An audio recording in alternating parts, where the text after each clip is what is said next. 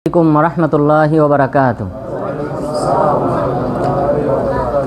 নাহমাদুহু ওয়া নুসাল্লি আলা রাসূলিহিল কারীম, আম্মা বা'দ। ফাআউযু বিল্লাহি মিনাশ শাইতানির রাজীম। ক্বাদ সামি'আল্লাহু ক্বাওলাল্লাতী তুজাদিলুকা ফী যাওজিহা ওয়া তাশতাকী ইলাল্লাহ ওয়াল্লাহু ইয়াসমা'ু তাহাবুরাকুমা ইন্নাল্লাহা সামিউন বাসীর। সম্মানিত উপস্থিতি, আজকে ইনশাআল্লাহ আমরা সূরা মুজাদালার তাফসীর করব। তো সূরা মুজাদালা, এই সূরাটি মদিনায় অবতীর্ণ হয়েছে এবং এই সূরাটি অবতীর্ণ হওয়ার পিছনে একটি শানে নুজুল রয়েছে, কারণ রয়েছে। তো মুজাদালা শব্দের অর্থ হলো বাকবিতণ্ডা করা, ঝগড়া করা অথবা অভিযোগ করা। তো এটা হলো অর্থ মুজাদালা শব্দের। তো এই শব্দটা এখানে ব্যবহার হয়েছে এই সূরাতে, এই কারণে এই সূরার নামকরণ করা হয়েছে মুজাদালা। তো মহান রব্বুল আলামিন প্রথম আয়াতে বলেছেন, ক্বাদ সামি'আল্লাহু ক্বাওলাল্লাতী তুজাদিলুকা ফী যাওজিহা। আল্লাহ তাআলা সেই রমণীর কথা শুনেছেন যিনি আপনার সাথে বাকবিতণ্ডা করে। ফী যাওজিহা, তার স্বামীর ব্যাপারে, তার স্বামীকে নিয়ে সে যে বাকবিতণ্ডা করতেছে আপনার সাথে, সে কথা আল্লাহ তাআলা শুনেছেন। ওয়া তাশতাকী ইলাল্লাহ, এবং সে আল্লাহ তাআলার নিকট অভিযোগ করতেছে। আল্লাহু ইয়াসমা'ু তাহাবুরাকুমা, আল্লাহ তাআলা তোমাদের উভয়ের কথোপকথন, অর্থাৎ ওই মহিলা এবং রাসূল সাল্লাল্লাহু আলাইহি ওয়াসাল্লামের উভয়ের কথোপকথন আল্লাহ তাআলা শুনেছেন। ইন্নাল্লাহা সামিউন বাসীর, নিশ্চয়ই আল্লাহ তাআলা সর্বশ্রোতা এবং সর্বদ্রষ্টা। তো এই আয়াতের যে শানে নুজুল তা হলো আউস বিন সামিত রাদিয়াল্লাহু আনহু, তিনি বাদরি সাহাবী এবং তিনি উহুদ যুদ্ধে অংশগ্রহণ করেছেন এবং অধিকাংশ যুদ্ধে তিনি অংশগ্রহণ করেছেন। অর্থাৎ ইসলামের প্রথম দিকে ইসলাম গ্রহণকারী মর্যাদাশীল একজন সাহাবী আউস বিন সামিত রাদিয়াল্লাহু আনহু। তার স্ত্রী খওলা বিনতে সালাবা, তো এই সাহাবী তার স্ত্রীকে খুব ভালোবাসতেন। তবে এই সাহাবীর কিছুটা মাতলামি ছিল, অর্থাৎ মাঝে মধ্যে কিছুটা তিনি কন্ট্রোলহীন হয়ে যেতেন। তো যখন তার এরকম রাগ উঠত, তখন তিনি কিছু আচরণ করেছেন তার স্ত্রীর সাথে, যেটাকে বলা হয় জিহার। তো তিনি তার স্ত্রীকে এই কথা, ওই রাগের মুহূর্তে এই কথা বলে ফেলেন যে আংতি আলাইয়া কাজহরে উম্মি, তুমি আমার জন্যে আমার মায়ের পিঠের মতো। তো এই বাক্যটা তদানীন্তন সময়ে এটা প্রসিদ্ধ ছিল। কেউ যদি তার স্ত্রীকে তার মায়ের সাথে তুলনা করে, এটাকে জিহার বলা হয়। তো এই জিহারের কারণে তালাক সম্পন্ন হয়ে যেত। সেই যুগে এটা প্রচলন ছিল, কেউ যদি তার স্ত্রীকে তার মায়ের সাথে তুলনা করে তাহলে সে তালাক হয়ে যায়। তো এই সাহাবী তিনি কন্ট্রোলহীন হয়ে এই আচরণ করেছিলেন তার স্ত্রীর সাথে, তার স্ত্রীকে এই কথা বলেছিলেন। তখন তিনি আসলেন রাসূল সাল্লাল্লাহু আলাইহি ওয়াসাল্লামের কাছে। আর ওই সাহাবী তিনি অনুতপ্ত হয়েছিলেন। পরবর্তীতে যখন তিনি তার স্বাভাবিক অবস্থায় ফিরে আসেন, তখন তিনি অনুতপ্ত হন। অনুতপ্ত হওয়ার পর তার স্ত্রী রাসূল সাল্লাল্লাহু আলাইহি ওয়াসাল্লামের কাছে এসে অভিযোগ করলেন যে, আল্লাহ রাসূল, যাহাবা শাবাবি ওয়া নাসারতু লাহা বাতনি, হে আল্লাহ রাসূল, ওয়ানকাতা মিন্নি ওয়ালাদ, যে আমার যৌবন শেষ হয়ে গেছে। আমি সুন্দরী ছিলাম এবং আমি অর্থশালী ছিলাম। এই অবস্থায় আমার বিবাহ হয় এই আউস বিন সামিত রাদিয়াল্লাহু আনহুর সাথে। আমার সেই যৌবনকাল ইতিমধ্যে শেষ হয়ে গেছে। ওয়ানাসারতু লাহু বাতনি, এবং আমি আমার সারা জীবন তার জন্য বিলিয়ে দিয়েছি। ওয়ানকাতা মিন্নি ওয়ালাদ, এবং আমার সন্তান ভূমিষ্ঠ হওয়ার সম্ভাবনা শেষ হয়ে গেছে। এই মুহূর্তে এসে আমার স্বামী আমাকে তার মায়ের সাথে তুলনা করেছে, অর্থাৎ যেন আমি তালাকপ্রাপ্ত হয়ে গেছি। তো তাহলে আমি আমার বাকি জীবন কিভাবে কাটাবো? আমার সন্তান যারা হয়েছে তারাও তো আমার স্বামীর সাথে সম্পর্কিত। রবি' বিন আউস তিনি তার সন্তান তার গর্ভে, এই আউস রাদিয়াল্লাহু আনহুর ঔরস জাতে যে সন্তানটা হয় তার নাম ছিল রবিয়া। তো তিনিও ভূমিষ্ঠ হয়েছেন। তো তিনিও তো নিয়ম অনুযায়ী ইসলামী দৃষ্টিকোণ থেকে যে বাবার সাথে থাকবে। তো এখন যদি আমার তালাক হয়ে যায় আমার পরিণাম কি হবে? এখন তো আর আমার নতুন করে সংসার করা সম্ভব না এবং আমার সন্তান হওয়াও সম্ভব না। তাহলে আমি আমার বাকি জীবন কিভাবে পার করব? এই অভিযোগটা রাসূল সাল্লাল্লাহু আলাইহি ওয়াসাল্লামের কাছে পেশ করলেন। পেশ করার পর কোনো রিওয়ায়াতে বলা হয়েছে রাসূল সাল্লাল্লাহু আলাইহি ওয়াসাল্লাম তাকে বললেন, মা আরাকি ইল্লা আলাইহি মুহাররামা, যে আমার কাছে মনে হয় যে তুমি তোমার স্বামীর জন্যে হারাম হয়ে গেছো। অর্থাৎ আগেকার যুগে যে তালাকের বিধান ছিল সেই অনুযায়ী রাসূল সাল্লাল্লাহু আলাইহি ওয়াসাল্লাম তাকে এই পরামর্শ দিলেন যে আমি মনে করি যে তোমার সাথে তার সম্পর্ক ছিন্ন হয়ে গেছে। এই কথা বলার পর তিনি তখন কি করলেন? আল্লাহ তাআলার কাছে ফরিয়াদ করে বললেন যে আশতাকি আমরি ইলাল্লাহ, আমি আমার বিষয়টাকে আল্লাহর কাছে সমর্পণ করলাম। তো আয়েশা রাদিয়াল্লাহু আনহা তিনি বলতেছেন, আমরা বাসায় ছিলাম, আমি বাসার অপর প্রান্তে ছিলাম, এই কথোপকথন উভয়ের মাঝে কথোপকথন কিছু বাক্য আমি শুনতেছিলাম, কিছু বাক্য আমি শুনতে পাই নাই। তবে আমরা যতটুকু শুনেছিলাম তো শুধুমাত্র তিনি একা কাঁদেন নাই, বরং তিনি আমাদেরকেও কাঁদিয়েছেন। তার এই অভিযোগের বাণী, ফরিয়াদের বাণী শুনে আমরাও কেঁদেছি, তিনিও কেঁদেছেন। আর তার এই ফরিয়াদের কিছু কিছু বাক্য, বাকবিতণ্ডার কিছু কিছু বাক্য আমি শুনতে পেয়েছিলাম আর কিছু কিছু শুনতে পাই নাই। আল্লাহ তাআলা তখন আয়াত অবতীর্ণ করলেন, কদ সামি আল্লাহু কাওলাল্লাতী তুজাদিলুকা ফি যাওজিহা, আল্লাহ তাআলা অবশ্যই শুনেছেন সেই রমণীর কথা যিনি তার স্বামীর ব্যাপারে আপনার সাথে বাকবিতণ্ডা করে। আয়েশা রাদিয়াল্লাহু আনহা এই আয়াত অবতীর্ণ হওয়ার পর তিনি বলেছেন যে আলহামদুলিল্লাহিল্লাযী ওয়াসিয়া সামউহু আল আসওয়াতা কুল্লাহা, সেই আল্লাহ তাআলার প্রশংসা যিনি সকল আওয়াজ শ্রবণ করেন, সেই আল্লাহ তাআলার প্রশংসা। আমি ঘরের এক পাশে থাকা সত্ত্বেও এই মহিলার কিছু কিছু বাক্য আমি শুনতে পেয়েছিলাম, কিছু আমার কাছে অস্পষ্ট ছিল, কিন্তু আল্লাহ তাআলা সাত আসমানের উপর থেকে তিনি আয়াত অবতীর্ণ করে জানিয়ে দিলেন যে এই মহিলার বাণী আমি শুনেছি।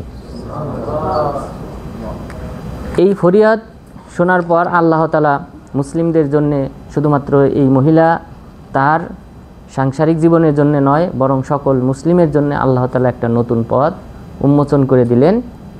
তালাকের বিধান বাতিল করে দিয়ে আল্লাহ তাআলা নতুন বিধান প্রদান করলেন, যেটা এই আয়াতে উল্লেখ করা হয়েছে। মহান রব্বুল আলামিন বললেন, ওয়াতাশতাকি ইলাল্লাহ, এই রমণী আল্লাহ তাআলার নিকট ফরিয়াদ করেছিলেন, অভিযোগ জানিয়েছিলেন। ওয়াল্লাহু ইয়াসমাউ তাহাবুরাকুমা, আল্লাহ তাআলা তোমাদের উভয়ের সংলাপ তিনি শুনেছিলেন। ইন্নাল্লাহা সামিউন বাসীর, নিশ্চয়ই আল্লাহ তাআলা সর্বশ্রোতা এবং সর্বদ্রষ্টা। আল্লাযীনা ইউযাহিরুনা মিনকুম মিন নিসাইহিম মা হুন্না উম্মাহাতিহিম, যারা তাদের স্ত্রীদের সাথে, তোমাদের মধ্য থেকে যারা তাদের স্ত্রীদের সাথে জিহার করে, মা হুন্না উম্মাহাতিহিম, তারা তাদের মা নয়। স্ত্রীদেরকে যারা নিজের মায়ের সাথে তুলনা করে, সেই স্ত্রীরা তোমাদের মা নয়, তারা তোমাদের স্ত্রী। স্ত্রী স্বামীর জন্য হালাল, কিন্তু মার সাথে চিরদিনের জন্য বিবাহ বন্ধন হারাম। তাহলে কিভাবে মায়ের সাথে তুলনা করা হয় স্ত্রীকে, যাকে আল্লাহ তাআলা হালাল করেছেন? তো এটা হলো ফাহিশি কথা। আল্লাহ তাআলা এটাকে ফাহিশি বাক্য হিসেবে আখ্যায়িত করেছেন। আর আগের বিধান যে তালাক হয়ে যাবে এই বিধান রহিত করেছেন। আল্লাযীনা ইউযাহিরুনা মিনকুম মিন নিসাইহিম মা হুন্না উম্মাহাতিহিম, নিশ্চয়ই যারা তোমাদের মধ্য থেকে তাদের স্ত্রীদের সাথে জিহার করে তারা তাদের মা নয়। ইন উম্মাহাতুহুম ইল্লাল্লাহি ওয়ালাদনাহুম, তাদের মা তো তারাই যারা তাদেরকে ভূমিষ্ঠ করেছে। তো যার গর্ভ থেকে যে ব্যক্তি ভূমিষ্ঠ হয়েছে সেই তার মা, অন্য কোনো ব্যক্তি, অন্য কোনো মহিলা তার মা নয়। তাহলে স্ত্রীরা তাদের মা নয়, বরং গর্ভধারিণী মাই তাদের প্রকৃত মা। ওয়া ইন্নাহুম লা ইয়াকুলুনা মুনকারাম মিনাল কওলি ওয়া যুরা, নিশ্চয়ই তারা অসত্য কথা এবং অসঙ্গতপূর্ণ কথা, অন্যায় ফাহিশি কথা তারা বলে। তাহলে আল্লাহ তাআলা এটাকে মিথ্যা কথা এবং ফাহিশি কথা হিসেবে আখ্যায়িত করেছেন। যে জিহার করা, তো এই জিহারের শব্দ শুধুমাত্র এটার সাথে সীমাবদ্ধ না। কেউ যদি তার মায়ের সাথে তুলনা করে যে যে আংতি আলাইয়া কাজহরি উম্মি, তুমি আমার মায়ের মতো, অথবা কেউ যদি বলে আংতি আলাইয়া কাজহরে উখতি, তুমি আমার বোনের মতো, তাহলে এটা জিহারের অন্তর্ভুক্ত হবে, কারণ বোন চিরদিনের জন্য হারাম। তো অনুরূপভাবে খালার সাথে যদি কেউ তুলনা করে তাহলেও সেটাও এই ফাহিশিকতার অন্তর্ভুক্ত হবে, জিহারের অন্তর্ভুক্ত হবে। তাহলে মা, বোন, তারপর মেয়ে, এরপর খালা, এদের সাথে যদি কেউ এই জাতীয় তুলনা করে তাহলে সেটাও জিহারের অন্তর্ভুক্ত হবে। আর এটা ফাহিশি কথা হিসেবে আল্লাহ তাআলা আখ্যায়িত করেছেন, মিথ্যা কথা হিসেবে আখ্যায়িত করেছেন। ওয়া ইন্নাল্লাহা লা আফুবুন গফুর, নিশ্চয়ই আল্লাহ তাআলা ক্ষমাশীল এবং ক্ষমাকারী। অর্থাৎ এই দুইটি আল্লাহ তাআলার নাম, আফুব এবং গফুর, গফফার, গফির, এগুলি হলো আল্লাহ তাআলার নাম, যে চারটি নামেরই অর্থ হলো ক্ষমাকারী। অর্থাৎ এখানে আল্লাহ তাআলা এই আয়াতের শেষ অংশে যে বললেন আমি ক্ষমাকারী, ক্ষমাশীল, এর উদ্দেশ্য হলো এই ফাহিশি কথা, অশ্লীল কথা বলার পর কেউ যদি ফিরে আসে তাহলে আমি তার এই অপরাধকে, তার এই কবিরা গুনাহকে অবশ্যই আমি ক্ষমা করব। এরপর মহান রব্বুল আলামিন বললেন এদের কাফারা কি, অর্থাৎ এই কবিরা গুনাহ এটার কাফারা দিতে হবে। কাফারাটা কি সে সম্পর্কে আল্লাহ তাআলা বলেন ওয়াল্লাযীনা ইউযাহিরুনা মিন নিসাইহিম থুম্মা ইয়াউদুনা লিমা ক্বালু ফাতাহরিরু রাকাবা, যে যারা তাদের স্ত্রীদের সাথে জিহার করবে, এরপর তারা যদি প্রত্যাহার করে, এই জিহারটা প্রত্যাহার করে অথবা আল্লাহর পথে ফিরে আসে, তাহলে কি করবে? ফাতাহরিরু রাকাবাতিন মিন ক্বাবলি আইয়াতামাসসা, তাহলে স্ত্রীর সাথে মিলিত হওয়ার পূর্বে একটি দাস আজাদ করবে। এটা হলো প্রথম কাফারা, যে একটা দাস আজাদ করতে হবে স্ত্রীর সাথে মিলিত হওয়ার পূর্বে, স্ত্রীর সাথে সহবাস করার পূর্বেই, এটা প্রথম শর্ত। এরপর যালিকুম তুআদুনা বি, তোমাদেরকে এই পরামর্শই দেওয়া হচ্ছে, আল্লাহু বিমা তা'মালুনা খবীর, তোমরা যে সকল আমল করো আল্লাহ তাআলা সেই সম্পর্কে অবহিত আছেন। এখন কেউ যদি একটা দাস আজাদ করতে সক্ষম না হয়, দাসের মূল্য সেই সময় প্রায় 10,000 দিরহাম ছিল, 8,000 দিরহাম ছিল, এটা বিরাট একটা অ্যামাউন্ট। তো এটা যদি কারো পক্ষে সম্ভব না হয় তাহলে কি করবে? ফামাল্লাম ইয়াজিদ ফাসিয়ামু শাহরাইনি মুতাতাবিআইনি মিন ক্বাবলি আইয়াতামাসসা, যদি কোনো ব্যক্তি এটা করতে সক্ষম না হয় তাহলে 2 মাস লাগাতার স্ত্রীর সাথে সহবাস করার পূর্বেই সিয়াম পালন করবে। স্ত্রীর সাথে মিলিত হওয়ার পূর্বে 2 মাস লাগাতার একটানা, অর্থাৎ এখানে কোনো প্রকার বিরতি ছাড়াই তাকে সিয়াম পালন করতে হবে 60 দিন, অথবা ওই মাস যদি 29-এ যায় তাহলে 59 দিন, কারণ 2 মাস লাগাতার সাধারণত 29-এ যায় না, তো সেই হিসেবে 59 অথবা 60 দিন তাকে লাগাতার সিয়াম পালন করতে হবে। আর এর মাঝে স্ত্রীর সাথে সহবাস করা যাবে না। ফামাল্লাম ইয়াস্তাতি ফা ইতআমু 60 মিসকিনা, আর যদি কেউ একটানা 60 দিন অথবা 59 দিন সিয়াম পালন করতে যদি সক্ষম না হয় তাহলে সে 60 জন মিসকিনকে খাবার খাওয়াবে। 60 জন মিসকিনকে একবেলা খাবার খাওয়াবে, তাদেরকে দাওয়াত করে বাসায় এনে খাবার খাওয়াতে পারে, অথবা একবেলা খাবারের জন্যে যে চাউল প্রয়োজন সেটা যদি তাদেরকে দিয়ে দেয় তাহলেও আদায় হবে। তাহলে 60 জন মিসকিনকে খাবার খাওয়াতে হবে। যালিকা লিতুমিনু বিল্লাহি ওয়া রাসূলি, এই যে বিধান দেওয়া হলো 3টি কাফারার যে কোনো একটি তাকে আদায় করতে হবে, এই বিধানটা দেওয়া হয়েছে লিতুমিনু বিল্লাহি ওয়া রাসূলি, যেন তোমরা আল্লাহ তাআলা এবং তার রাসূলের প্রতি বিশ্বাসী হও, ঈমানদার হও, এই কারণে তোমাদেরকে এই বিধান দেওয়া হয়েছে। ওয়াতিলকা হুদুদুল্লাহ, এটাই হলো আল্লাহ তাআলার সীমারেখা। তাহলে কবিরা গুনাহ, এটা কবিরা গুনার অন্তর্ভুক্ত। সীমারেখা মানে এটা ক্রস করা যাবে না, অতিক্রম করা যাবে না। তো যদি কেউ জিহার করে তাহলে সে আল্লাহ তাআলার সীমাকে অতিক্রম করে ফেললো, অর্থাৎ সে কবিরা গুনায় লিপ্ত হলো। ওয়াতিলকা হুদুদুল্লাহ, এটাই হলো আল্লাহ তাআলার সীমারেখা। ওয়ালিল কাফিরিনা আযাবুন আলীম, আর কাফেরদের জন্য রয়েছে যন্ত্রণাদায়ক শাস্তি। এরপর আল্লাহ তাআলা এই সূরাতে বিশেষ করে মুনাফিক এবং ইহুদিদের সম্পর্কে আলোচনা করেছেন। মুনাফিক এবং ইহুদিদের বিভিন্ন অভ্যাস সম্পর্কে, বিভিন্ন আচরণ সম্পর্কে আল্লাহ তাআলা এই সূরার বাকি অংশগুলিতে আলোচনা করেছেন। তাহলে আহকাম হিসেবে, বিধিবিধান হিসেবে যে এই সূরাতে আমরা একটা গুরুত্বপূর্ণ একটা বিধান জানতে পারলাম যে যদি কেউ তার স্ত্রীকে এইভাবে তুলনা করে, অনেকেই আছে খেলতামাশা বশত স্ত্রীকে বোন হিসেবে ডাকে অথবা স্ত্রী ভাই হিসেবে সম্বোধন করে, এই জাতীয় আবেগ এখানে অবশ্যই বর্জন করতে হবে। এটা ফাহিশি কথাবার্তার অন্তর্ভুক্ত। অবশ্যই এটা জেহার হবে না, কিন্তু তবুও এটা বর্জন করতে হবে।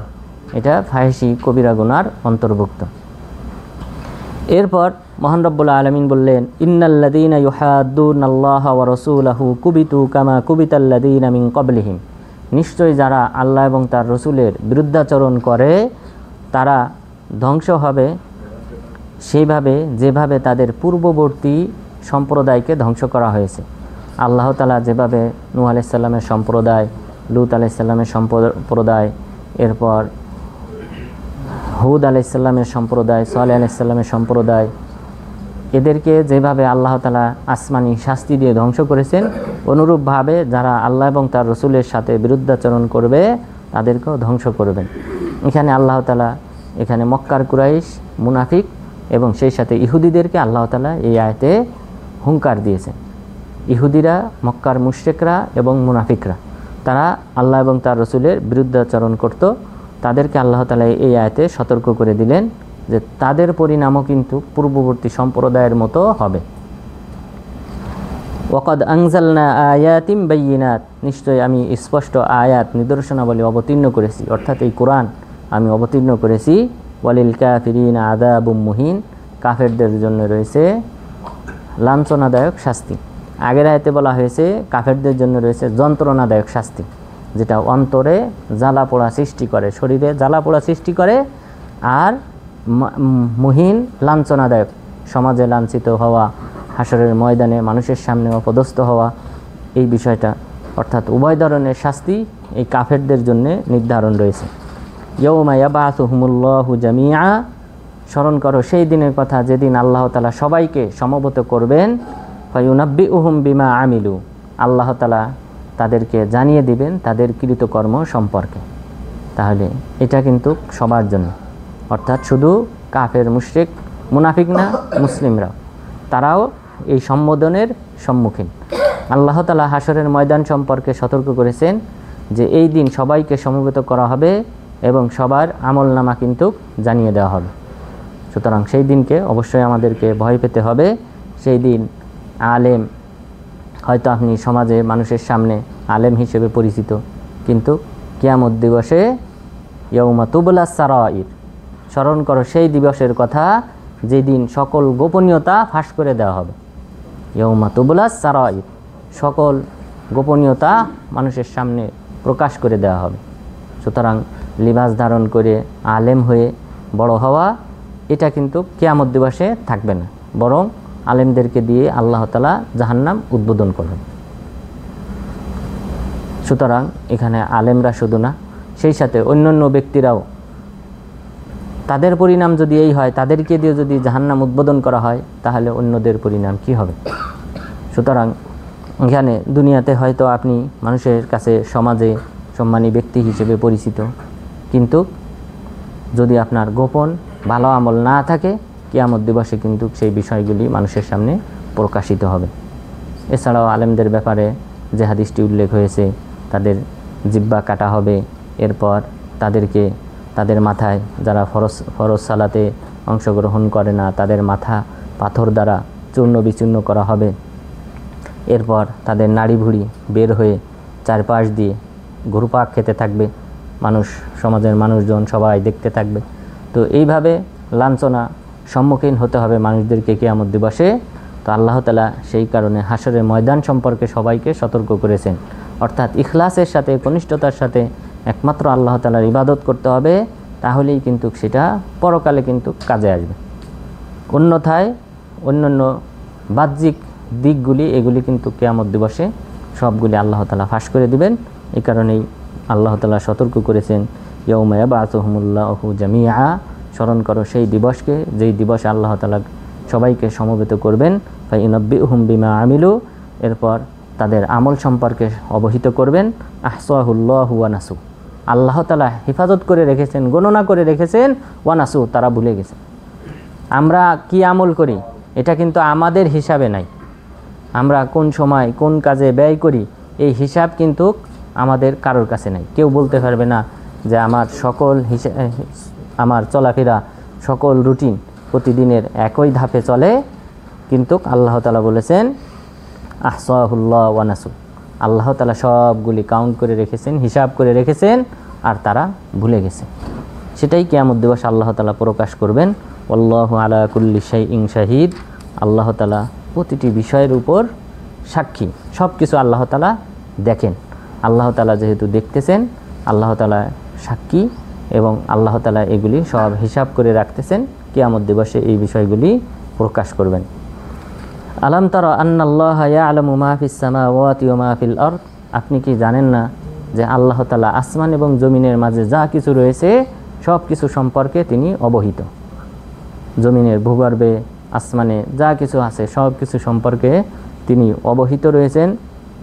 মা ইয়াকুনু মিন নাজওয়া সালাসা ইল্লা হুয়া রাবিউহুম, এখানে আল্লাহ তাআলা একটা মুনাফিকদের একটা বৈশিষ্ট্য সম্পর্কে উল্লেখ করেছেন যে মা ইয়াকুনু মিন নাজওয়া সালাসা ইল্লা হুয়া রাবিউহুম ওয়ালা খামসা ইল্লা হুয়া সাদিসুহুম ওয়ালা আদনা মিন যালিকা ওয়ালা আকতার ইল্লা হুয়া মাহুম আইনামা কান,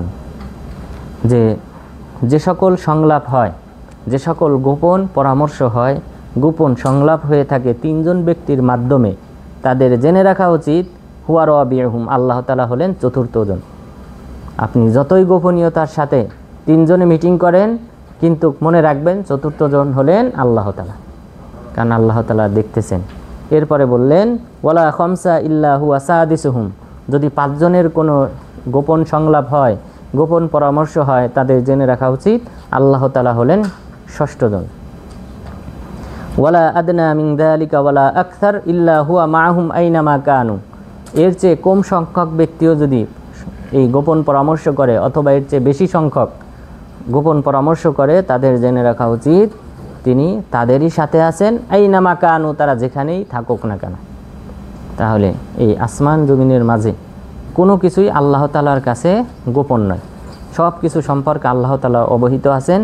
সুতরাং যারা এই জাতীয় গোপন পরামর্শ করে, সংলাপ করে, এটা ছিল ইহুদিদেরও বৈশিষ্ট্য এবং বিশেষ করে মুনাফিকদের। মুনাফিকরা তারা পরস্পরের সাথে কানাকানি করত, গোপন সংলাপ করত, পরামর্শ করত কিভাবে রাসূল সাল্লাল্লাহু আলাইহি ওয়াসাল্লামকে এবং মুমিনদেরকে মদিনা থেকে তাড়ানো যায়, তাদেরকে বিভিন্ন সময় ক্ষতিগ্রস্তের সম্মুখীন করা যায়। এই সকল বিষয় নিয়েই সর্বদা তারা লিপ্ত ছিল। আল্লাহ তাআলা জানিয়ে দিলেন তোমাদের এই সকল গোপন সংলাপ গোপন নয়, বরং এগুলি সম্পর্কে আমি অবহিত, আমি তোমাদের প্রত্যেকের সাথেই আছি। সুম্মা ইউনাব্বিউহুম বিমা আমিলু ইয়াউমাল কিয়ামা, কিয়ামত দিবসে তারা যে সকল আমল করেছে সেই আমল সম্পর্কে তিনি তাদেরকে অবহিত করবেন। ইন্নাল্লাহা বিকুল্লি শাইইন আলিম, আল্লাহ তাআলা প্রতিটি বিষয় সম্পর্কে অবগত।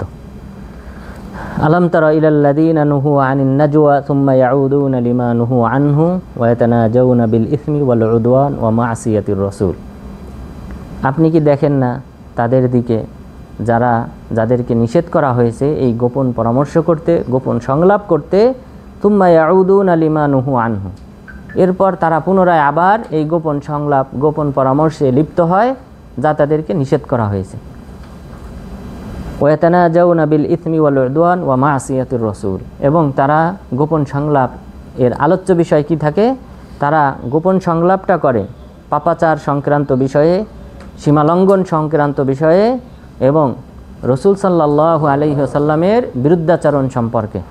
তাহলে তাদের সংলাপটা হয়, তারা যে সলা পরামর্শ করে, গোপনে বৈঠক করে, এটার মূল আলোচ্য বিষয়ই হলো এই তিনটি। পাপাচার সম্পর্কে, কিভাবে ফিতনা ফাসাদ সৃষ্টি করা যায় সমাজে, উদওয়ান জুলুম কিভাবে করা যায়, এরপর রাসূল সাল্লাল্লাহু আলাইহি ওয়াসাল্লামের বিরুদ্ধাচরণ কিভাবে করা যায়, এই বিষয়ে তারা সংলাপ করে। ওয়া ইযা জাউকা হাইয়ুকা বিমা লাম ইউহাইয়িকা বিহিল্লাহ, এবং যখন তারা আপনার কাছে আসে তখন এমন অভিবাদন আপনাকে জানায় যেই অভিবাদন, যেই শুভেচ্ছা বাক্য আল্লাহ তাআলাও আপনার ক্ষেত্রে ব্যবহার করেননি। তো মুনাফিক মিষ্টি ভাষা, অর্থাৎ এটা একটা ব্যাখ্যা। আরেকটা ব্যাখ্যা পরে বলি। তো এটা হলো একটা ব্যাখ্যা যে ওয়াইদা জাউকা হাইয়াউকা বিমা লাম ইউহাইয়িকা বিহিল্লাহ, আল্লাহ তাআলা যে ভাষায় আপনাকে সম্বোধন করেন নাই, যেই মর্যাদায় মর্যাদাশীল করেন নাই, সেই সকল ভাষায় সেই সকল মর্যাদায় তারা আপনাকে ভূষিত করে, অর্থাৎ আপনার ব্যাপক প্রশংসা করে, যে প্রশংসা আল্লাহ তাআলাও আপনার ক্ষেত্রে ব্যবহার করেন নাই।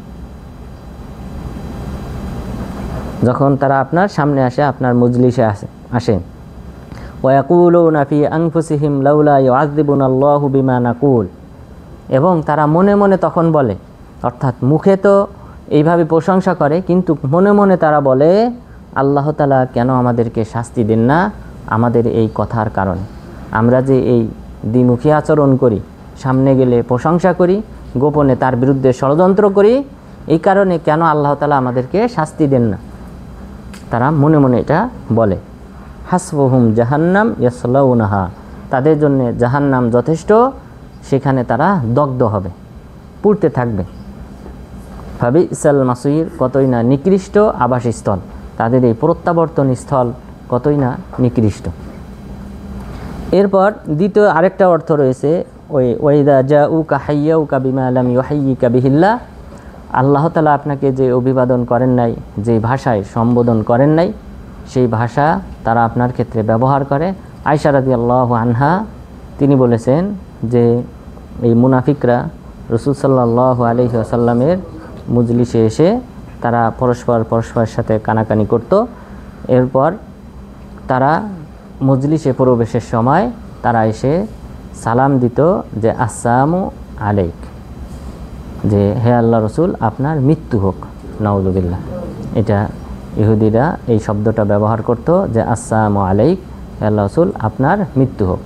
রসুল সাল্লাল্লাহু আলাইহি ওয়াসাল্লাম তিনিও প্রতি উত্তরে বলতেন ওয়া আলাইকুম, তোমাদেরও। তাহলে কোনো কাফের যদি কাউকে সালাম দেয়, কোনো মুসলিমকে, উত্তর হবে এটাই, ওয়া আলাইকুম, তোমাদের উপরও। অর্থাৎ তুমি যদি আমার জন্য কল্যাণের দোয়া করো, তোমারও কল্যাণ হোক, কিন্তু তুমি যদি আমার জন্যে অকল্যাণ কামনা করো, তোমারও অকল্যাণ হোক।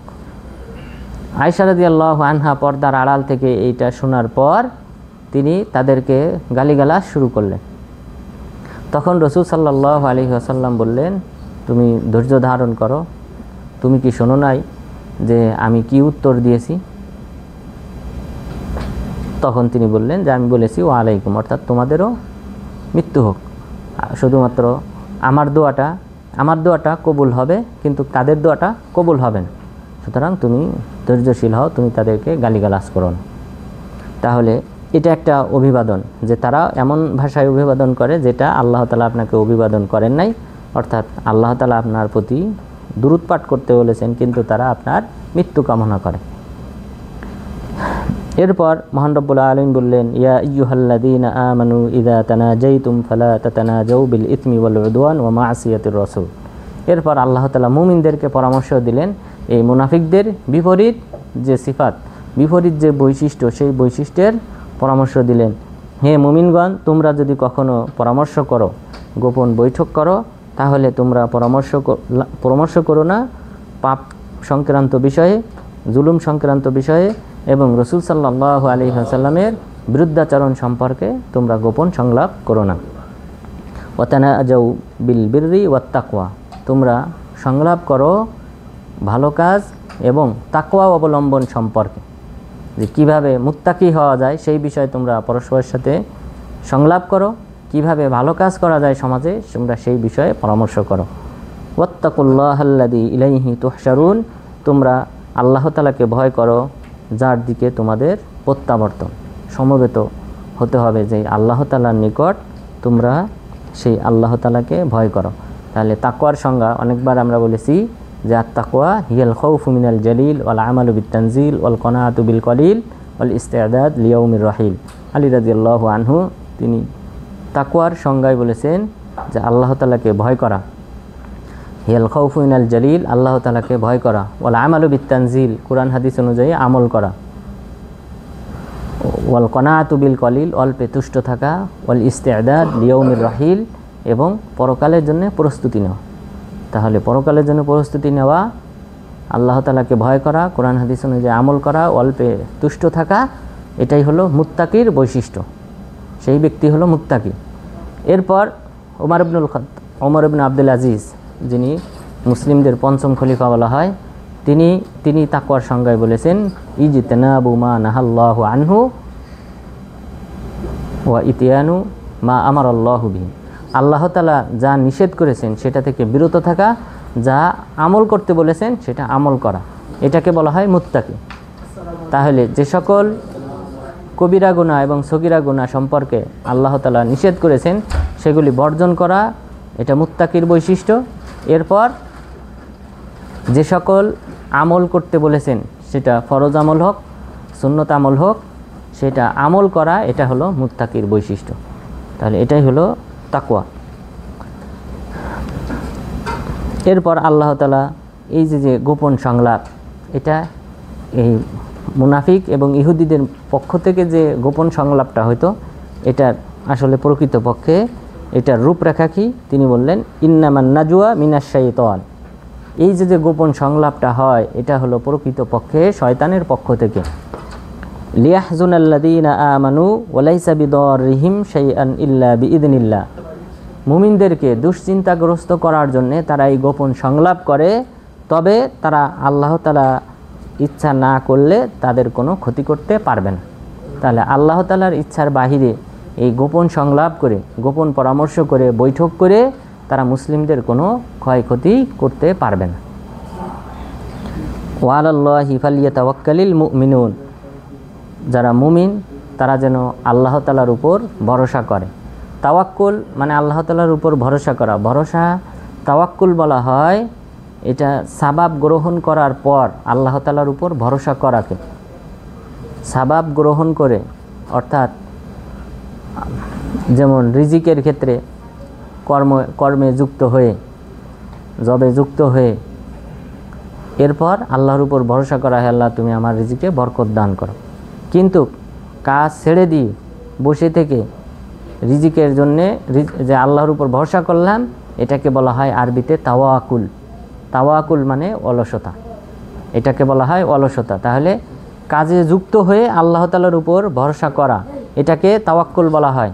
আর যদি কেউ সাবাব এই কারণ গ্রহণ না করে যদি কেউ ভরসা করে, এটাকে বলা হয় তাওয়াকুল তথা অলসতা। অলসতায় তাওয়াকুল, এটা হারাম ইসলামে। আর তাওয়াক্কুল করা, আল্লাহর উপর ভরসা করা সাবাব গ্রহণ করার মাধ্যমে, এটা হলো মুত্তাকিদের বৈশিষ্ট্য। তো সুতরাং আপনি যদি রোগে আক্রান্ত হন, ঔষধ সেবন করবেন এবং আল্লাহর উপর ভরসা করবেন, কারণ ঔষধ সেবন করলেই আপনার রোগ ব্যাধি ভালো হবে না। সুতরাং এখানে আল্লাহর উপর ভরসা করে ঔষধও সেবন করতে হবে। তাহলে এটা হলো বিষয়, যে সাবাব গ্রহণ করার পর আল্লাহর উপর ভরসা করাকে তাওয়াক্কুল বলা হয়, আর সাবাব গ্রহণ না করে শুধুমাত্র আল্লাহর উপর ভরসা করাটাকে তাওয়াক্কুল বলা হয়, যেটার অর্থ হলো অলসতা।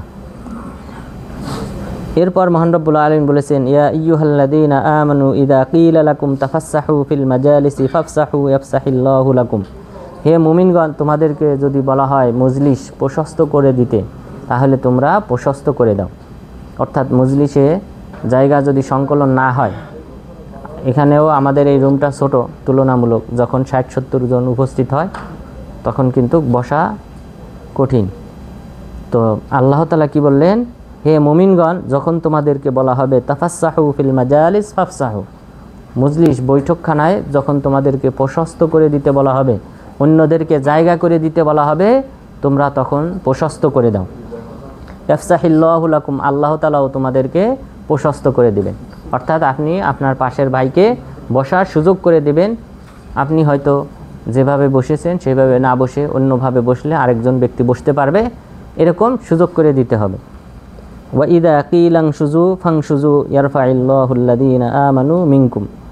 আর যখন তোমাদেরকে চলে যেতে বলা হয়, মজলিস শেষ করে চলে যেতে বলা হয়, তখন তোমরা চলে যাও। রাসূল সাল্লাল্লাহু আলাইহি ওয়াসাল্লাম একদা তার বাসায় দাওয়াত দিয়েছিলেন। দাওয়াত দেওয়ার পর লোকজন এসে ওখানে খাওয়া দাওয়া শেষ করে তারা আলাপ আলোচনায় লিপ্ত হয়ে যায়। এখানে লং টাইম তারা অপেক্ষা করে। লং টাইম অপেক্ষা করলে এখানে ওই বাসার লোকজন এদের সমস্যা হয়। তো তখন আল্লাহ তাআলা এই আয়াত অবতীর্ণ করলেন যে তোমাদেরকে যখন চলে যেতে বলা হয় তখন তোমরা চলে যাও। তো এটাই হলো নিয়ম, যে ওই ব্যক্তিদের উপর যেন চাপ সৃষ্টি না হয়, এই কারণে আল্লাহ তাআলা এই আদবটা মুসলিমদেরকে শিক্ষা দিয়েছেন। তাহলে মজলিসে বসার এবং সেই সাথে মজলিস অথবা কোনো বাসায় দাওয়াত পাওয়ার পর সেখানে কি আচরণ করা উচিত সেই সম্পর্কে আল্লাহ তাআলা মুমিনদেরকে শিক্ষা দিয়েছেন যে ওয়াইদা কিলাং সুজু ফাং সুজু, তোমাদেরকে যদি উঠে যেতে বলা হয় তাহলে তোমরা উঠে যাও, ওখানে আর বিলম্ব করো না। ইয়ারফাইল্লাহুল্লাযীনা আমানু মিনকুম ওয়াল্লাযীনা উতুল ইলমা দারাজাত, আল্লাহ তাআলা তোমাদের মধ্যে যারা মুমিন এবং যারা জ্ঞানী তাদের মর্যাদা বহুগুণ বৃদ্ধি করে দেন। আল্লাহ তাআলা এখানে বহুবচন শব্দ ব্যবহার করেছেন। দারাজাত অসংখ্য গুণ মর্যাদা, অসংখ্য স্টেপ ধাপ মর্যাদা আল্লাহ তাআলা এই সকল ব্যক্তিদেরকে বৃদ্ধি করে দেন যারা ঈমান আনয়নকারী এবং যারা জ্ঞান অর্জনকারী। ওমর ইবনুল খাত্তাব রাদিয়াল্লাহু আনহু তিনি নাফি ইবনুল আব্দুল হারিস নামে একজন ব্যক্তিকে, একজন সাহাবীকে তিনি মক্কার গভর্নর বানান।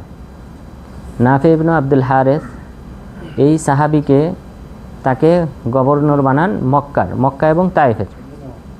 তো গভর্নর বানানোর পর তিনি ওমর রাদিয়াল্লাহু আনহু যে বছর হজ করবেন সেই বছর তিনি তাকে উসফান নামক স্থানে তিনি তাকে ডাকেন।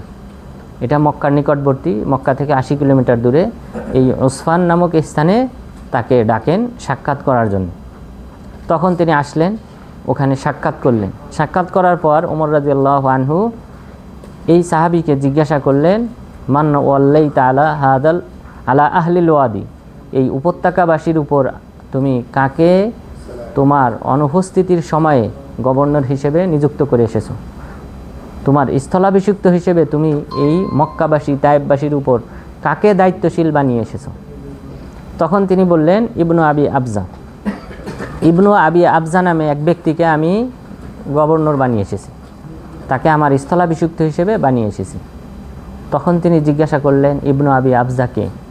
তখন তিনি বললেন, মাওয়ালি মিন মাওয়ালিনা, যে আমাদের কোনো আজাদকৃত দাস, অর্থাৎ মাওলা শব্দটা আজাদকৃত দাসের ক্ষেত্রে ব্যবহার হয়, এখানে সেই অর্থেই ব্যবহার হয়েছে যে আমাদের আজাদকৃত একজন দাস, তাকে আমি মক্কা এবং তায়েফের গভর্নর বানিয়ে এসেছি। তখন ওমর ইবনুল খাত্তাব রাদিয়াল্লাহু আনহু প্রশ্ন করলেন যে তুমি তাকে দাসদের মধ্য থেকে কাউকে এই মক্কা এবং তায়েফের মতো স্থানে এই জায়গার গভর্নর বানিয়ে এসেছো? তখন তিনি বললেন, হ্যাঁ, ইন্নাহু কারিউন লিকিতাবিল্লাহ ওয়া ইন্নাহু আলিমুন বিল ফারাইদ, হে আমিরুল মুমিনিন, নিশ্চয়ই সে আল্লাহ তাআলার কিতাবের হাফেজ এবং সেই সাথে ইলমুল ফারাইজ সম্পর্কে সে সবচেয়ে বেশি জ্ঞানী। ইলমুল ফারাইজ তথা মিরাজ বন্টন সম্পর্কে তিনি সবচেয়ে বেশি জানেন এবং কোরআনের হাফেজ, এই কারণে আমি তাকে এই মক্কা এবং তায়েফের গভর্নর বানিয়ে এসেছি। উমর রাদিয়াল্লাহু আনহু তখন আর কথা না বাড়িয়ে তিনি বললেন যে জেনে রেখো, তোমাদের নবী সাল্লাল্লাহু আলাইহি ওয়াসাল্লাম তিনি বলেছেন, ইয়ারফাইল্লাহু বিহাদাল কিতাবি আকওয়ামা ওয়া ইয়াযাউ বিহি আখারিন, আল্লাহ তাআলা এই কিতাবের মাধ্যমে, কোরআনের মাধ্যমে এক শ্রেণী মানুষকে মর্যাদাশীল করেন, আরেক শ্রেণী মানুষকে লাঞ্ছিত করেন। অর্থাৎ যারা কোরআনের প্রতি ঈমান এনেছে তাদের মর্যাদা আল্লাহ তাআলা বৃদ্ধি করে দেন এবং যারা কোরআনকে অস্বীকার করে তাদেরকে লাঞ্ছিত করেন। তো এই কিতাবের এলেম জ্ঞান, কোরআন এবং হাদিসের জ্ঞান, এটাই হলো উদ্দেশ্য, যে এই কোরআন এবং হাদিসের জ্ঞান যাদের রয়েছে আল্লাহ তাআলা তাদের মর্যাদাশীল করেন এবং বহুগুণ মর্যাদা দান করেন। এছাড়াও রাসূল সাল্লাল্লাহু আলাইহি ওয়াসাল্লাম বলেছেন যে কোনো ব্যক্তি তালিবুল ইলম, যারা জ্ঞান অন্বেষণকারী, তারা যখন কোনো রাস্তা দিয়ে হেঁটে যায় ফেরেশতাগণ তাদের পাখা বিছিয়ে দেন, এরপর তাদের মর্যাদা সম্পর্কে আরও বলা হয়েছে যে তাদের জন্যে আসমান জমিনের সকলেই তাদের জন্য দোয়া করে, এমনকি হাত্তান নামলাতু ফি জুহরিহা ওয়াল হুতু ফিল বাহর, যে এমনকি যে পিপলিকা রয়েছে গর্তে বসবাস করে সেই পিপলিকাও তাদের জন্য দোয়া করে, এমনকি মাছ, হুত শব্দ ব্যবহার করা, হুত বলা হয় তিমি মাছ, এই তিমি মাছ এমনকি তারাও, যারা সমুদ্রে বসবাস করে তারাও তাদের জন্য দোয়া করে। এখানে দুইটা, একটা কীট পতঙ্গের কথা বলা হয়েছে, আরেকটা বলা হয়েছে সামুদ্রিক মাছের কথা। তো এখানে কারণ হলো পিপলিকা সাধারণত কীটপতঙ্গের মধ্যে ছোট কীটপতঙ্গের অন্তর্ভুক্ত, আর মাছ হলো পৃথিবীর সবচেয়ে বড় প্রাণী। পৃথিবীর সবচেয়ে বড় প্রাণী হলো এই তিমি মাছ। তো রাসূল সাল্লাল্লাহু আলাইহি ওয়াসাল্লাম এই হাদিসে এই দুই শ্রেণীর কথা বলেছেন, সবচেয়ে ক্ষুদ্র কীটপতঙ্গ থেকে নিয়ে শুরু করে সবচেয়ে আল্লাহ তাআলার বড় সৃষ্টি যাই পৃথিবীতে রয়েছে, তারা সকলেই এই যারা জ্ঞান, কোরআন হাদিসের জ্ঞান অন্বেষণ করে তাদের জন্য দোয়া করে। তো এটা হলো মর্যাদা। আল্লাহ তাআলা এই সকল ব্যক্তিদের মর্যাদা বহুগুণ বৃদ্ধি করে দেন। ইয়ারফাইল্লাহুল্লাযীনা আমানু মিনকুম ওয়াল্লাযীনা উতুল ইলমা দারাজাত।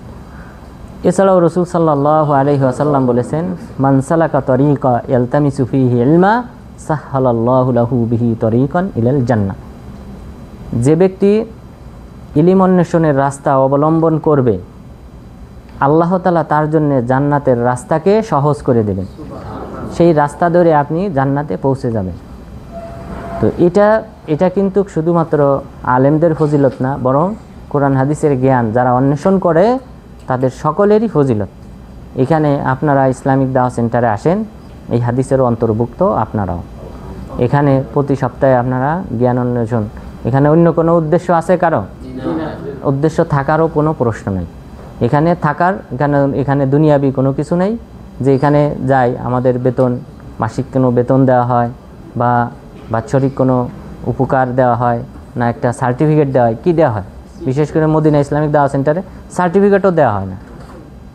অন্যান্য দাওয়া সেন্টারে তাদের এই অন্তত পক্ষে হয়তো তাদের কিছু লেভেল আছে, এই হাজিরা আছে, হাজিরার উপর ভিত্তি করে তারপর বিভিন্নভাবে তাদেরকে সার্টিফিকেট অন্তত পক্ষে দেওয়া হয়, কিন্তু মদিনা দাওয়া সেন্টারে এটাও নাই। তো সুতরাং এখানে যারা আসেন একমাত্র এই দিনের জ্ঞান অন্বেষণের জন্য আসেন। সুতরাং আল্লাহ তাআলা যেন আমাদের সবাইকে জান্নাতের রাস্তাকে সহজ করে দেন, আমিন। এবং সেই সাথে জান্নাতের যে সুউচ্চ মাকাম জান্নাতুল ফিরদাউস রয়েছে, আল্লাহ তাআলা সেখানে যেন থাকার তৌফিক দান করেন, আমিন। আল্লাহু বিমা তা'মালুনা খবীর। আল্লাহ তাআলা তোমরা যা আমল করো সে সম্পর্কে তিনি অবহিত রয়েছেন। ইয়া আইয়ুহাল্লাযীনা আমানু ইযা নাজাইতুমুর রাসূলা ফাকদ্দিমু বাইনা ইয়াদাই নাজওয়াকুম সাদাকা। হে মুমিনগণ, যখন তোমরা তোমাদের নবীর সাথে, তোমাদের রসুলের সাথে যখন তোমরা সংলাপ করবে, কানাকানি করবে, তখন তোমরা সদকা প্রদান করো। এটা একটা ইসলামের প্রাথমিক যুগে এই বিধানটার প্রচলন করা হয় যে রাসূল সাল্লাল্লাহু আলাইহি ওয়াসাল্লামের সাথে কেউ যদি একাকী পরামর্শ করতে চায়, কানাকানি পরামর্শ করতে চায়, ফিসফাস এরকম জাতীয় কোনো আলোচনা করতে চায়, তাহলে সে যেন সদকা প্রদান করে। এটার পিছনে কারণ ছিল মুনাফিকরা মজলিসে আসতো, মজলিসে বসার পর অযথা রাসূল সাল্লাল্লাহু আলাইহি ওয়াসাল্লামের সময় নষ্ট করার জন্যে কানাকানি করত, কানে কানে এসে কথা বলতো। আল্লাহ তাআলা বললেন যে হে মুমিনগণ, তোমরা যদি রসুলের সাথে সংলাপ করতে চাও, গোপন পরামর্শ করতে চাও, তাহলে গোপন পরামর্শের পূর্বে আগে সদকা প্রদান করো। এই বিধান যখন দেওয়া হলো, মুমিনরা সতর্ক হয়ে গেল যে না, কানাকানি করা যাবে না। আর মুনাফিকরা তারা তো সদকা তো দেবেই না আল্লাহর রাস্তায়, কারণ তারা তো মুসলিমদের শত্রু। সুতরাং এই কানাকানি পরামর্শ, এই জাতীয় কথাবার্তা সব বন্ধ হয়ে গেল। যালিকা খায়রুল লাকুম ওয়া আতহার।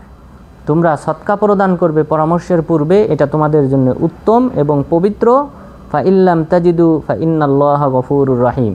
তবে যদি দিতে সক্ষম না হও, তাহলে আল্লাহ তাআলা ক্ষমাশীল, করুণাময়। এরপরের আয়াতে আল্লাহ তাআলা আবার এটা মানসুখ করে দিয়েছেন, আশফাকতুম আন তুকদ্দিমু বাইনা ইয়াদাই নাজওয়াকুম সাদাকাত। তোমরা কি কষ্ট সাধ্য মনে করো যে তোমরা নবীর সাথে পরামর্শ করার পূর্বে সদকা প্রদান করবে, এটা কি তোমাদের জন্য কষ্টকর? فَإِذْ لَمْ تَفْعَلُوا وَتَابَ اللَّهُ عَلَيْكُمْ فَأَقِيمُوا الصَّلَاةَ وَآتُوا الزَّكَاةَ وَأَطِيعُوا اللَّهَ وَرَسُولَهُ। যদি তোমরা তা না করো, সদকা যদি প্রদান না করো, আর আল্লাহ তাআলা তোমাদের তওবা কবুল করবেন এবং ফাকিমুস সালাহ, সুতরাং তোমরা সালাত প্রতিষ্ঠা করো, সালাত আদায় করো, যাকাত প্রদান করো, আল্লাহ এবং তার রাসূলের আনুগত্য করো, তাহলেই যথেষ্ট, তোমাদের আর সদকা প্রদান করতে হবে না। তাহলে ওখানে মুনাফিকদের, আগের আয়াতে মুনাফিকদেরকে শিক্ষা দেওয়া হয়েছে, মুমিনদেরকে সতর্ক করা হয়েছে। পরের আয়াতে এটা মানসুখ করে দেওয়া হয়েছে যে সদকা প্রদান করতে হবে না, বরং সালাত আদায় করলে, যাকাত প্রদান করলে, আল্লাহ এবং তার রাসূলের আনুগত্য করলেই চলবে। আল্লাহু খাবীরুম বিমা তা'মালুন, আল্লাহ তাআলা তোমাদের আমল সম্পর্কে অবহিত। আলাম তারা ইলাল্লাযীনা তাওয়াল্লাউ কওমান গাদিবাল্লাহু আলাইহিম মা হুম মিনকুম ওয়ালা মিনহুম।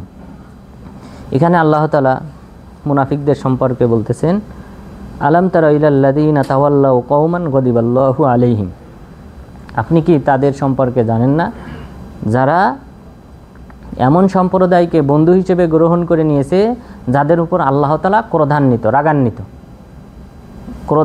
রাগান্বিত। কোন সম্প্রদায়? ইহুদি। গায়রিল মাগদুবি আলাইহিম ওয়ালাদ-দালিন। হে আল্লাহ, তুমি আমাদেরকে সেই পথে পরিচালিত করো না যেই পথে যাদের উপর তুমি রাগান্বিত হয়েছো। রাগান্বিত বলতে ইহুদি, ওয়ালাদ-দালিন পথভ্রষ্ট বলতে খ্রিস্টান এবং ইহুদিদের পথে তুমি আমাদেরকে পরিচালিত করো না। এটা আমরা 5 ওয়াক্ত সালাতে আমরা এটা কি করি? পাঠ করি। তো রাগান্বিত সম্প্রদায়, তাহলে এই মুনাফিকরা বন্ধু হিসেবে গ্রহণ করে নিয়েছিল ইহুদিদেরকে এবং তাদের সন্ধি ছিল। খন্দক যুদ্ধের সময় তারা ইহুদিরা, মুশরিকরা, মুনাফিকরা তারা এক হয়ে গিয়েছিল। তো তারা বন্ধু হিসেবে গ্রহণ করে নিয়েছিল ইহুদিদেরকে। মদিনাতে 3টা সম্প্রদায় বসবাস করত ইহুদিদের, বানু কাইনুকা, বানু নাজির এবং বানু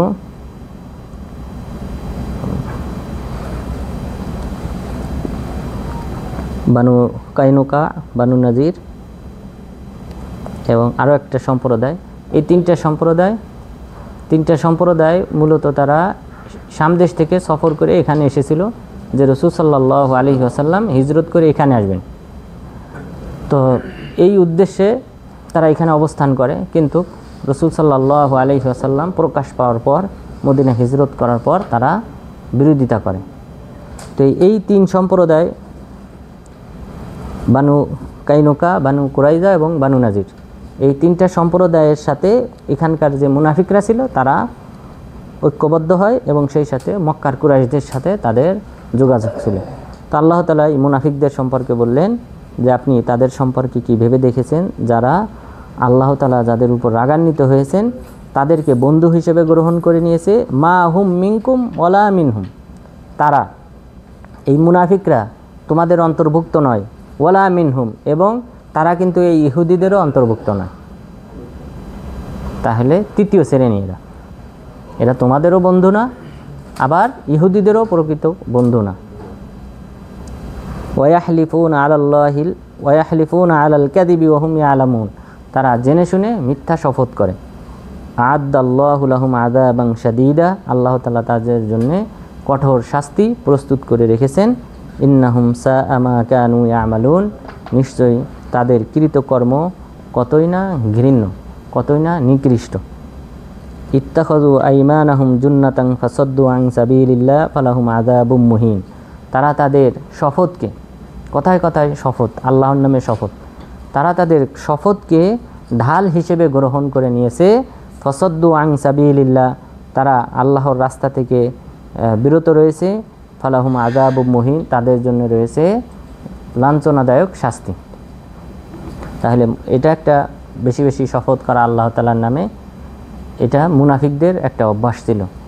যেহেতু তারা আসলে প্রকৃতপক্ষে মুসলিমদের বিরোধিতা করত, যদিও তারা কালিমার বাক্য পাঠ করেছিল এবং সালাতও আদায় করত, সিয়াম পালন করত, কিন্তু অন্তরে তারা মুসলিমদের বিরোধিতা করত। সুতরাং বিভিন্ন সময় তারা মিথ্যা শপথ করত নিজেদেরকে ভালো প্রমাণ করার জন্য।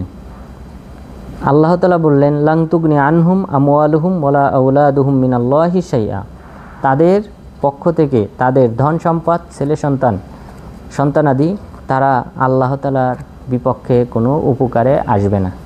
তাদের ধন সম্পদ, ছেলে সন্তান এরা তাদের কোনো প্রকার উপকারে আসবে না। উলাইকা আসহাবুন নার হুম ফিহা খালিদুন, তারা হলো জাহান্নামের অধিবাসী আর তারা তথায় চিরস্থায়ীভাবে অবস্থান করবে। ইয়াউমা ইয়াবআসুহুমুল্লাহু জামিআ ফায়াহলিফুনা লাহু কামা ইয়াহলিফুনা লাকুম, শুধু এই যে মিথ্যা শপথ তারা যে শুধু দুনিয়াতে করে তা না, বরং কিয়ামত দিবসেও তারা এই মিথ্যা শপথ করবে। ইয়াউমা ইয়াবআসুহুমুল্লাহু জামিআ, যেদিন আল্লাহ তাআলা তাদের সকলকে সমবেত করবেন, তখন ফায়াহলিফুনা লাহু কামা ইয়াহলিফুনা লাকুম, তখন তারা আল্লাহ তাআলার সামনে শপথ করবে যেভাবে তোমাদের সামনে শপথ করে। তোমাদের সামনে যেমন মিথ্যা শপথ করে, কিয়ামত দিবসেও আল্লাহ তাআলার সামনেও মিথ্যা শপথ করবে। ওয়াহসাবুনা আন্নাহুম আলা শাই, এবং তারা নিজেদেরকে মনে করে কল্যাণকর বিষয়ের উপর তারা প্রতিষ্ঠিত, তারা ভালো কাজে প্রতিষ্ঠিত রয়েছে এটা তারা নিজেদেরকে মনে করে। আলা ইন্নাহুম হুমুল কাযিবুন, জেনে রেখো নিশ্চয়ই তারাই মিথ্যুক। ইস্তাহওয়াদা আলাইহিমুশ শাইতানু ফাআনসাহুম যিকরাল্লাহ, শয়তান তাদের উপর প্রভাব খাটিয়েছে, প্রভাব বিস্তার করে ফাআনসাহুম যিকরাল্লাহ, আল্লাহ তাআলার জিকির থেকে তাদেরকে দূরে সরিয়ে রেখেছে। আল্লাহ তাআলার জিকির, আল্লাহ তাআলার স্মরণ করা থেকে, আল্লাহ তাআলার কোরআন থেকে তাদেরকে দূরে সরিয়ে দিয়েছে শয়তান। তাহলে মানুষের পথভ্রষ্ট হওয়ার পিছনে যে তিনটি প্রধান কারণ তার মধ্যে একটা হলো শয়তান, যেটা আল্লাহ তাআলা উল্লেখ করেছেন। একটা হলো সামাজিক প্রভাব, সমাজের মানুষের মাধ্যমে অথবা আশেপাশের বন্ধুদের দ্বারা মানুষ প্রভাবিত হয়, মানুষ পথভ্রষ্ট হয়। দ্বিতীয় যে কারণ, অর্থাৎ পিতা মাতা, সমাজের লোকজন, বন্ধু, এদের দ্বারা মানুষ প্রভাবিত হয়ে পথভ্রষ্ট হয়। দ্বিতীয় কারণ গফলা, মানুষ অমনোযোগী থাকার কারণে, অলসতার কারণে মানুষ ধর্ম থেকে দূরে সরে যায়। 3 নম্বর কারণ, শয়তানের প্ররোচনায় মানুষ দূরে সরে যায় ইসলাম থেকে। তো আল্লাহ তাআলা এখানে বললেন যে তাদের উপর শয়তান বিস্তার লাভ করেছিল, আল্লাহ তাআলা স্মরণকে তাদেরকে ভুলিয়ে দিয়েছিল। উলাইকা হিজবুশ শাইতান, তারাই হলো শয়তানের দল। তো যাদের উপর শয়তান বিস্তার লাভ করেছে, আল্লাহ তাআলার জিকির থেকে যারা দূরে থাকে, তারা হলো প্রকৃতপক্ষে শয়তানের দল। আলা ইন্না হিজবাশ শাইতানি হুমুল খাসিরুন, জেনে রেখো নিশ্চয়ই শয়তানের দল তারাই ক্ষতিগ্রস্ত। ইন্নাল্লাযীনা ইউহাদ্দুনাল্লাহা ওয়া রাসূলাহু উলাইকা ফিল আযাল্লিন, নিশ্চয়ই যারা আল্লাহ এবং তার রাসূলের বিরুদ্ধাচরণ করে তারাই হলো লাঞ্ছিত। কাতাবাল্লাহু লাআগলিবান্না আনা ওয়া রাসূলি ইন্নাল্লাহা কাবিয়্যুন আজিজ, আল্লাহ তাআলা লিখে রেখেছেন, ফরজ করেছেন যে অবশ্যই আমি এবং আমার রাসূলগণ বিজয়ী হব, এবং ইন্নাল্লাহা কাবিয়্যুন আজিজ, নিশ্চয়ই আল্লাহ তাআলা হলেন পরাক্রমশালী, শক্তিধর। তাহলে এটাই হলো আল্লাহ তাআলার চিরাচরিত নিয়ম। আল্লাহ এবং তার রাসূলের এবং তাদের অনুসারীরা তারাই শেষ পর্যায়ে বিজয়ী হয়। পৃথিবীতে আল্লাহ তাআলা এই বিজয়ের ক্ষেত্রে আল্লাহ তাআলা একচেটিয়া বিজয় কখনো নবী রাসূলগণকে এবং তার উম্মতকে দেন নাই। সর্বদাই আল হারবু সিজাল, উভয় পক্ষ সমান সমান, অর্থাৎ কখনো কাফেররা বিজিত হবে, কখনো মুসলিমরা বিজিত হবে। এইভাবেই কিন্তু সকল নবী রাসূলগণের উম্মতের এই বিধানটা ছিল। কিন্তু সর্বশেষ চূড়ান্ত যে বিজয় সেটা ছিল নবী রাসূলগণ এবং তাদের অনুসারীদের। তো বর্তমান যুগেও যে মুসলিমরা বিভিন্ন জায়গায় যে লাঞ্ছিত, অপদস্থ এবং আক্রমণের শিকার, এটাও একটা আল্লাহ তাআলার একটা সমতা। অর্থাৎ একসময় মুসলিমরা একসময় বিজিত ছিল, পুরো বিশ্বের মাঝে মুসলিমদের একটা আলাদা একটা সম্মান ছিল। এরপর শক্তি ধীরে ধীরে কমে গেছে, ইসলামী খিলাফত উঠে গেছে। এইভাবে একসময় আবার ইসলামী খিলাফত ফিরে আসবে, মুসলিমরা আবার শক্তিশালী হবে, কাফেরদের উপর বিজিত হবে। এটা আল্লাহ তাআলার চিরাচরিত নিয়ম। তবে মুসলিমদেরকে সতর্ক থাকতে হবে, প্রস্তুতি নিতে হবে। ওয়া আইদ্দু লাহুম মাসতাতা'তুম মিন কুওয়া, তোমাদের সাধ্য অনুযায়ী তোমরা প্রস্তুতি গ্রহণ করো। তো এই দিক দিয়ে মুসলিমদেরকে অবশ্যই সতর্ক থাকতে হবে। তাহলে আজকের আলোচনায় আমরা যে কয়েকটি বিষয় জানলাম, তার মধ্যে অন্যতম হলো জিহার করা। জিহার বলা হয় যে স্ত্রীকে তার মায়ের সাথে, বোনের সাথে, অথবা খালা অথবা মেয়ে, এই জাতীয় মাহারাম যারা চিরস্থায়ীভাবে হারাম, সেই সকল রমণীদের সাথে তুলনা করাকে বলা হয় জিহার। যদি কেউ জিহার করে তাহলে তার 3টি কাফারার যে কোনো একটি তাকে পালন করতে হবে ধারাবাহিক অনুযায়ী। অর্থাৎ প্রথমে একটি দাস আজাদ করতে হবে, সেটা সক্ষম না হলে 2 মাস লাগাতার সিয়াম পালন করতে হবে, সেটা সক্ষম না হলে 60 জন মিসকিনকে খাবার খাওয়াতে হবে। এরপর আল্লাহ তাআলা এখানে এই সূরাতে মুনাফিকদের অভ্যাস সম্পর্কে আলোচনা করেছেন। মুমিনদেরকে আল্লাহ তাআলা পরামর্শ দিয়েছেন যে গোপন সংলাপ করলে, পরামর্শ করলে, বৈঠক করলে সেটা যেন তাকওয়া সংক্রান্ত বিষয়ে হয়, ভালো কাজ সংক্রান্ত বিষয়ে যেন হয়। তো আল্লাহ তাআলা যেন আমাদেরকে যে সকল আহকাম শিক্ষা দান করেছেন সেই সকল আহকাম নিজেদের জীবনে বাস্তবায়ন করার মাধ্যমে ইহকালীন পরকালীন সফলতা অর্জন করার তৌফিক দান করেন। আমিন। আকুলু কওলি হাদা ওয়াস্তাগফিরুল্লাহ লি ওয়া লাকুম ওয়া লিসাইরিল মুসলিমিন।